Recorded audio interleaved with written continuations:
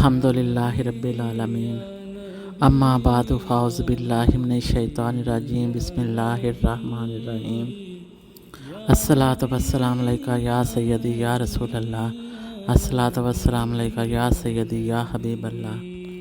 السلام علیکم ورحمۃ اللہ وبرکاتہ۔ اعتکاف بیٹھنے کی کیا فضیلت ہے؟ اعتکاف بیٹھنے کی فضیلت پر کئی احادیث مبارکہ وارد ہوئی ہیں۔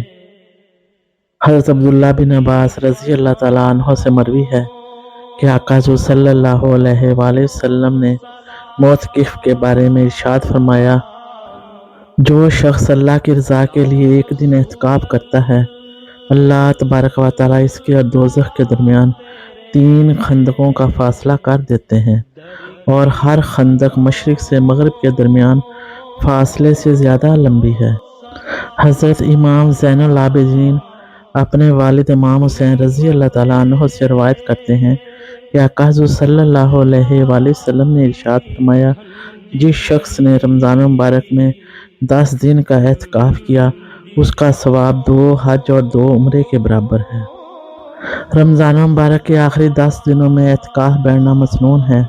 حضرت عبداللہ بن عمر رضی اللہ تعالیٰ عنہ سے مروی ہے کہ آقا حضور صلی اللہ علیہ وآلہ وسلم رمضان مبارک کے آخری عشرہ میں اعتکاف بیٹھا کرتے تھے۔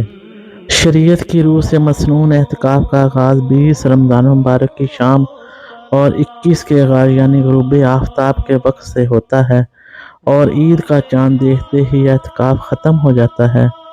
چاند چاہے 29 تاریخ کا ہو یا 30 تاریخ کا، دونوں صورتوں میں سنت ادا ہو جائے گی۔ اعتکاف کی 3 اقسام ہیں: واجب اعتکاف، نذر و منت کا اعتکاف، نمبر 2 مسنون اعتکاف، نمبر 3 نفلی اعتکاف۔ رمضان مبارک کے آخری 10 روز کا مسنون اعتکاف سنت موقدہ کہلاتا ہے۔ اگر محلے کے ایک آدمی نے بھی اعتکاف کر لیا تو سب آخرت کے مواخذہ سے بری ہو جائیں گے، یعنی بعض لوگوں کے اعتکاف کر لینے سے سب کے ذمے سے ساقط ہو جاتا ہے۔ واجب اور مسنون اعتکاف کے علاوہ جو اعتکاف کیا جائے وہ نفلی اعتکاف کہلاتا ہے۔ نفلی اعتکاف میں نہ روزہ شرط ہے اور نہ ہی اس کے لیے کوئی خاص وقت اور میعاد مقرر ہے۔ مثلاً کوئی شخص دن یا رات میں جب بھی مسجد کے اندر داخل ہو تو وہ اعتکاف کی نیت کر لے، جتنی دیر مسجد میں رہے گا اعتکاف کا ثواب پائے گا۔ نیت کے لیے صرف دل میں اتنا خیال کر لینا اور منہ سے کہہ لینا کافی ہے کہ میں نے اللہ تعالیٰ کے لیے اعتکاف کی نیت کی۔ ایسا اعتکاف جس کی منت یا نظر مانی جائے، اعتکاف واجب ہوتا ہے۔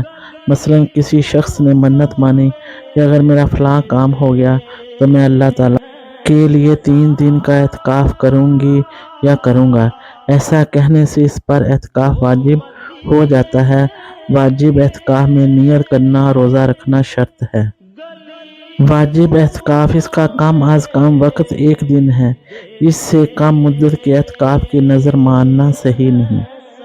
دوران اعتکاف معتکف کے لیے زیادہ سے زیادہ قرآن پاک کی تلاوت کرنا، درود شریف پڑھتے رہنا، علوم دینیہ کا پڑھنا پڑھانا، وعظ و نصیحت اور اچھی باتیں کرنا، قیام اللیل کا اہتمام کرنا اور زیادہ سے زیادہ ذکر و اذکار کرنا۔ اعتکاف کا مقصد نفس کی اصلاح، برائیوں سے اجتناب اور خلوت کا حصول ہے۔ اعتکاف کا مقصد دنیا داری سے نکل کر اللہ تبارک و تعالیٰ کے حضور خلوت گزین ہو کر اللہ کے ساتھ اپنے تعلق بندگی کی تجدید کر سکیں۔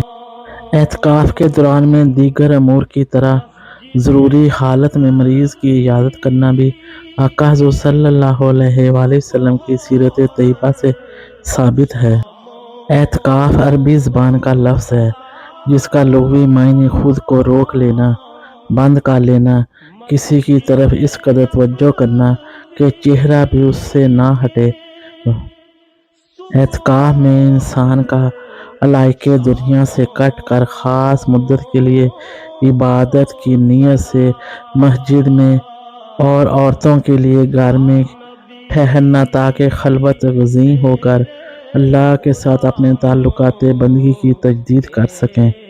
اللہ تبارک و تعالیٰ سے دعا ہے کہ ہم دنیاوی امور سے کنارہ کش ہو کر اعتکاف بیٹھنے کی فضیلت حاصل کر سکیں، آمین ثم آمین۔